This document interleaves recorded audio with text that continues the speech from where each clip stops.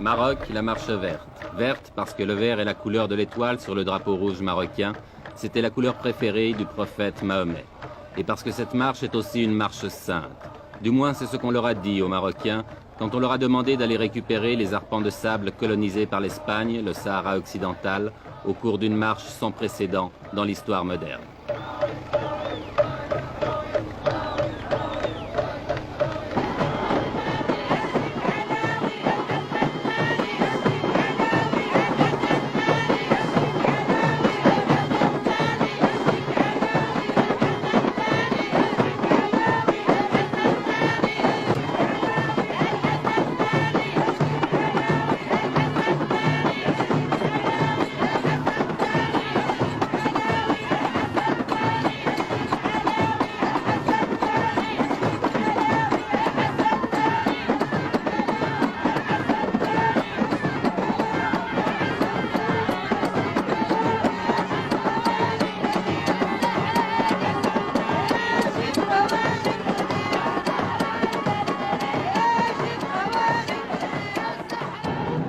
Un homme a eu l'idée de cette marche, à moins que quelqu'un la lui ait suggérée, une idée politiquement géniale, même si on peut la critiquer, et cet homme, le voici, il a 46 ans, c'est le roi du Maroc, Hassan II.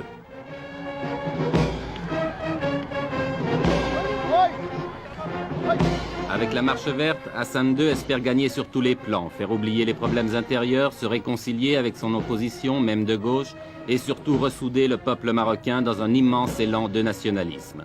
On dit qu'il joue sa couronne dans cette opération et c'est vrai qu'elle n'est pas sans risque. La tension dans cette région du Maghreb est montée dangereusement et justement, le secrétaire général des Nations Unies, M. Kurt Waldheim, était venu ce jour-là pour en discuter avec le roi.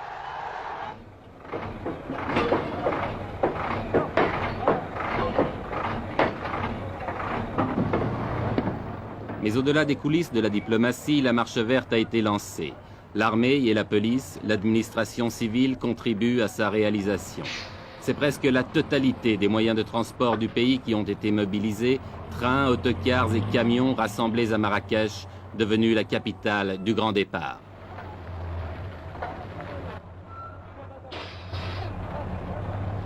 Pourtant, on ne peut s'empêcher de penser que c'est aussi la marche des gueux. La marche des paysans pauvres et illettrés, des chômeurs, des petites gens, de toute cette masse humaine qui obéit docilement à tous les mots d'ordre qui viennent d'en haut.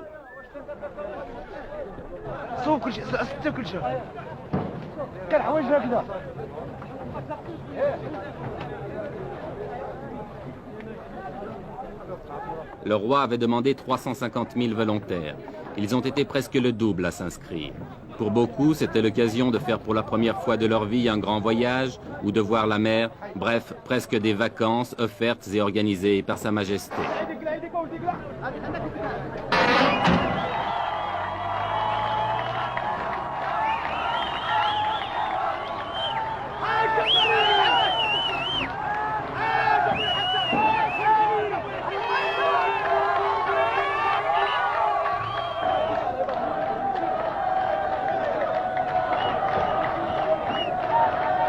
À Marrakech, depuis 15 jours, chaque départ de convoi donne lieu à des scènes de ce genre, et il en part plusieurs chaque jour.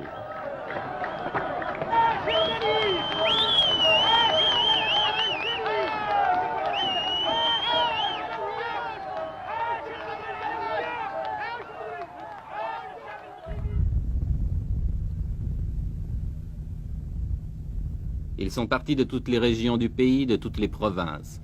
Ceux qui venaient du nord ont parcouru plus de 2000 km, entassés par paquets de 50 sur chaque camion.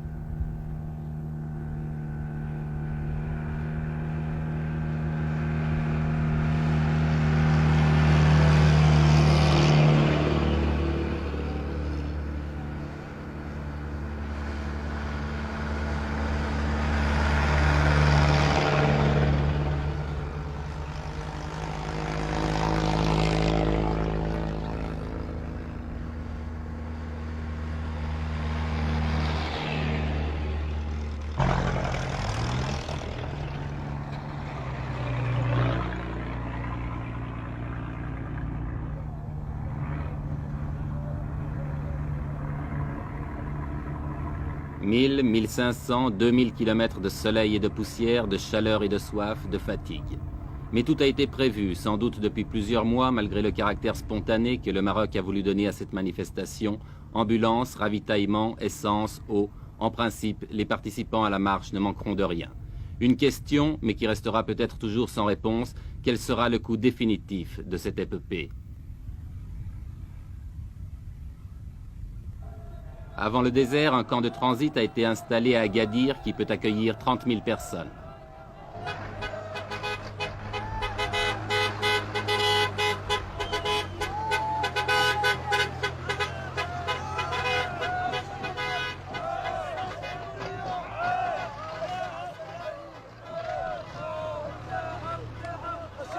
Vous venez d'où? De la province de Taza. C'est à combien de kilomètres d'ici? D'ici à peu près dans les 700 km. 700 à 800. Il y a combien de personnes qui sont venues de cette province? 10 000 personnes. 10 000. 10 000 personnes. Et maintenant, vous allez partir où? On va y aller, Inch'Allah, au Sahara. Au Sahara? Au Sahara. Jusqu'à Terfaya? On dépasse, Inch'Allah, le Terfaya. Vous allez passer la frontière aussi? Après le discours de Sa Majesté, on va, Inch'Allah, jusqu'à la capitale, l'Ayoun. Vous allez traverser à l'Ayoun? Oui. Sahara al-Maghrib.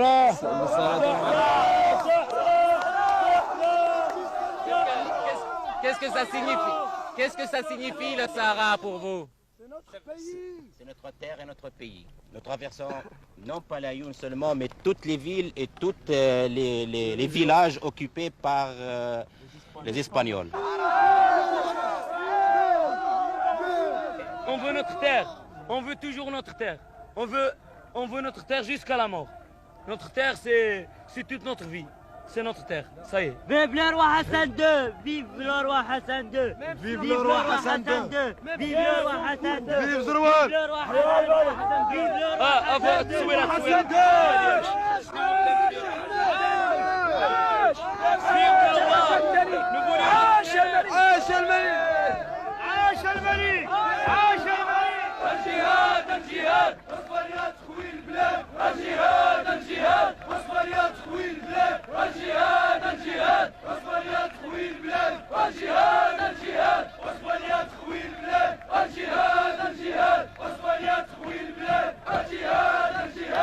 Cela fait plus de 2 semaines maintenant que les premiers convois ont pris la route du sud. Plus de 2 semaines de délire qui confine au fanatisme. Plus de 2 semaines que le Maroc vit dans la fièvre. Tout cela pour quelques milliers de tonnes de phosphate, vous demanderez-vous? Non, pas seulement. Tout cela aussi, du moins aux yeux du peuple, au nom du roi et de Dieu, si Dieu le veut, Inch'Allah.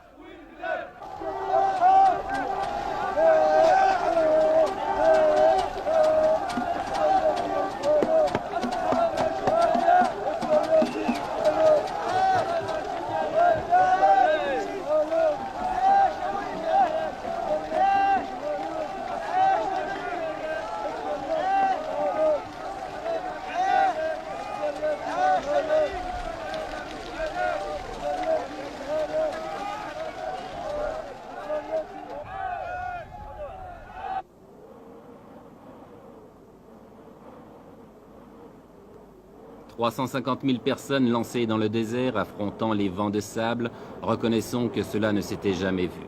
En deçà des considérations politiques qu'elle peut inspirer, la Marche verte offre le spectacle hallucinant d'une nation jetée dans l'aventure. Folie ou coup de bluff, impérialisme ou nationalisme, je l'ignore. Mais regardez ces images.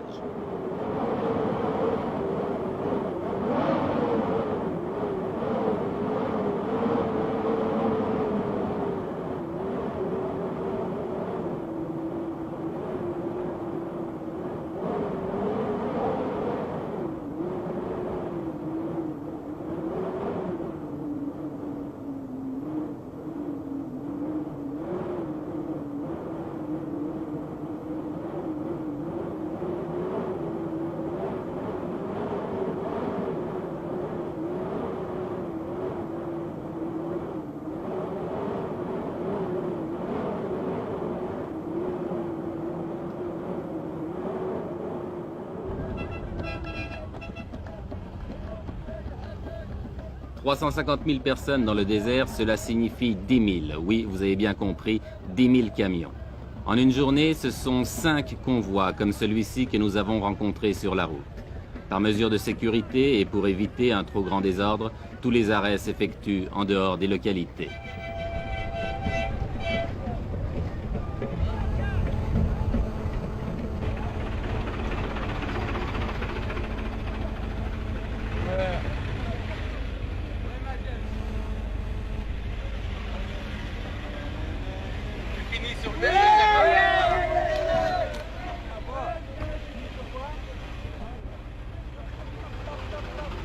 Chaque fois que nous dépassons un convoi, nous retrouvons la même atmosphère, une atmosphère de frénésie. Et chaque fois aussi que nous interrogeons les gens, ils nous font les mêmes réponses. Écoutez. Jusqu'où vous allez? Sahara. Pourquoi vous ne laissez pas le peuple sahraoui s'autodéterminer, choisir lui-même? Parce que le peuple sahraoui est sous la domination du roi. Eh ben, comme vous dites, c'est... Sahara, c'est à nous. Non. Pour être juste, les Sahara nous ont... Et les Sahraouis, ce sont des Marocains pour vous? Oui, c'est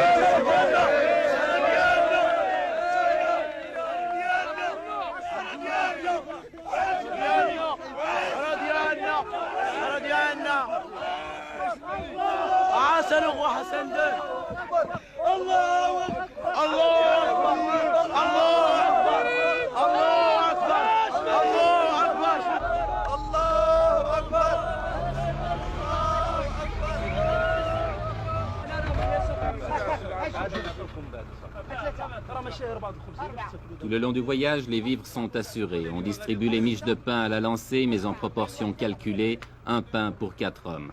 Le convoi se ravitaille donc, puis reprend la route.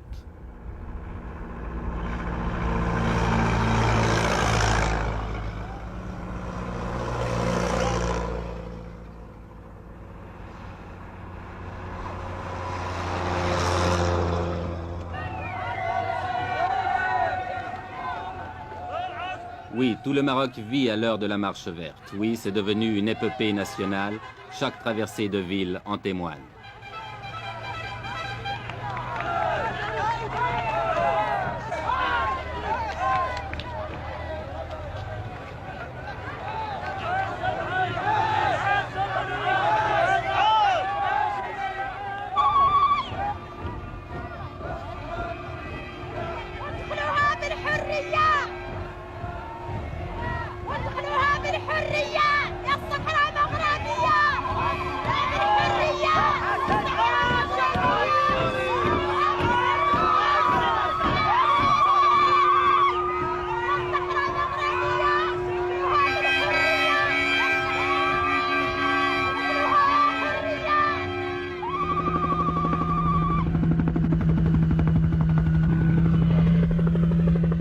C'est l'arrivée à l'extrême sud du Maroc, à côté d'une petite bourgade perdue dans le désert, où avait atterri autrefois l'avion de Saint-Exupéry, Tarfaya.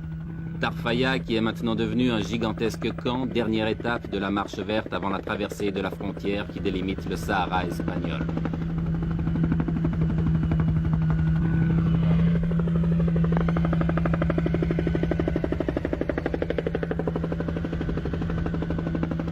Dans ces alignements de tentes et de camions, on s'est installé province par province. Et l'ambiance de ce campement le fait ressembler à un Woodstock du désert.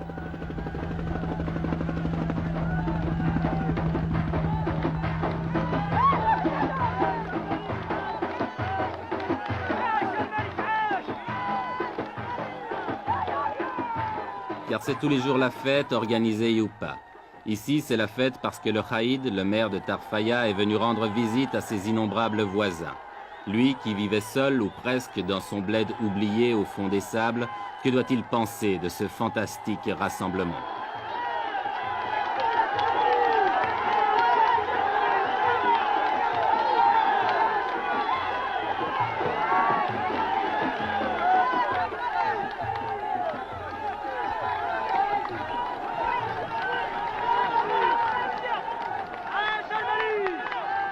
Avec une prodigieuse capacité d'adaptation, la foule s'est installée rapidement.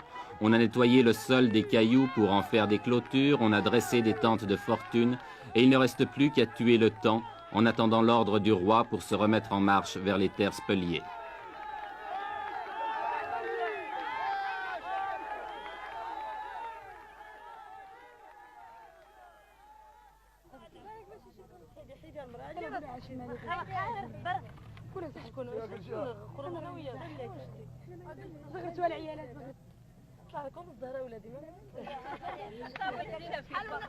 Les vivres sont distribués par les organisateurs, mais comme on n'est jamais si bien servi que par soi-même, on s'est mis à faire la cuisine, à frire les beignets, à faire bouillir le thé de menthe ou même à cuire le pain.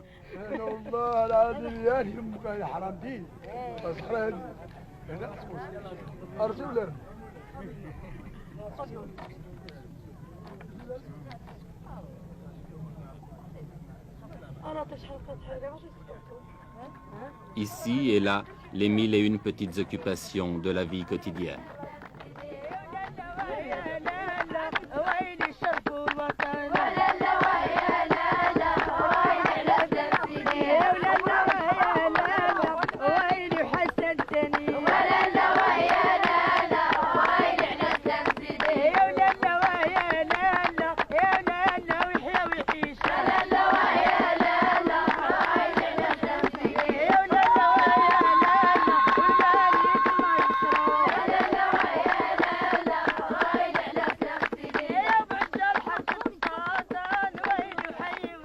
On danse, tandis qu'à quelques kilomètres de là, on se prépare peut-être à la guerre.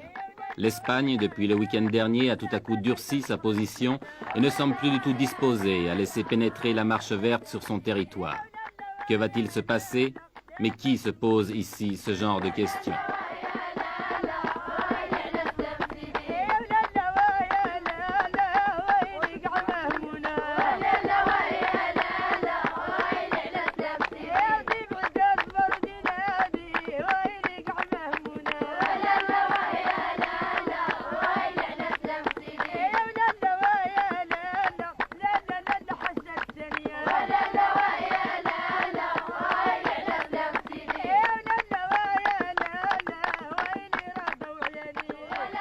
La marche verte n'a pas encore franchi la frontière, mais on ne voit pas comment elle pourrait maintenant s'arrêter, car ce qui est sûr, c'est qu'elle a dépassé le point de non-retour.